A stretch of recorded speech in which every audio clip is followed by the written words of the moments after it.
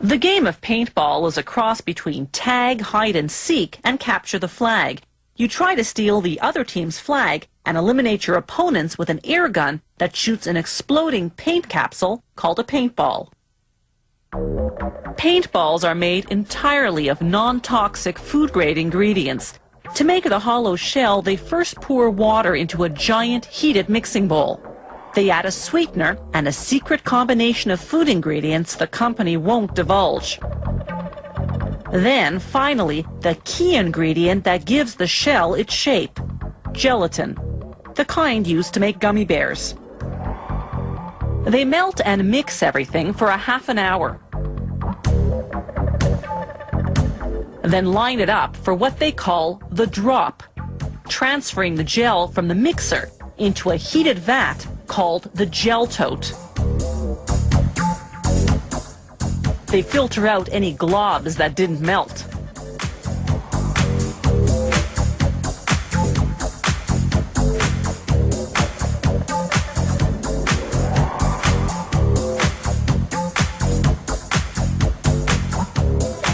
Once the gel is securely in the tote, they lower in a giant blender.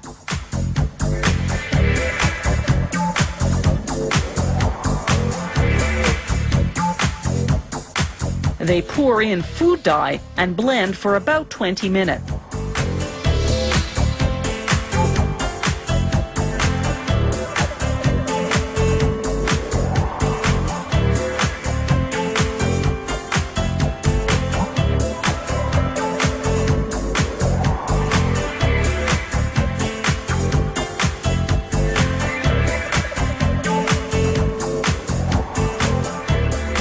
Elsewhere in the factory, they use the same method to dye what's called the fill, the paint that goes inside the shell of the paintball. It's made of polyethylene glycol, the inert liquid in cough syrup. They thicken it with crayon wax. The gel and fill meet their maker in what's known as the feed room. Here, the vats of gel and fill feed a capsulation machine one floor below. This machine is the same kind used to make bath beads and gel cap medicine. First, the machine spreads out the gel onto a cool drum. This creates a continuous thin sheet of gel called a gel ribbon. This cooling cures the gelatin to the point where it can now be molded into the hollow shell of the ball. The machine presses the gel ribbon into a die with half-circle pockets, each forming one half of a ball shell. The machine does the next 3 steps in one shot. It aligns the 2 half shells together to form a hollow ball, injects the fill, then seals the 2 half shells together.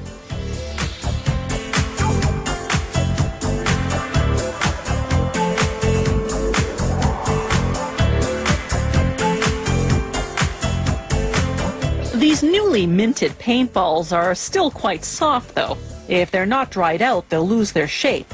So they fall down onto a conveyor,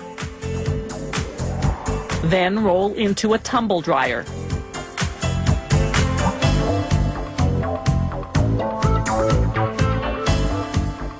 From here, they'll go on to a bakery-style rack until they dry out completely. To make dual-colored paintballs, they use the exact same process, but feed 2 colors of gel ribbon into the capsulation machine, 1 color for each half of the shell.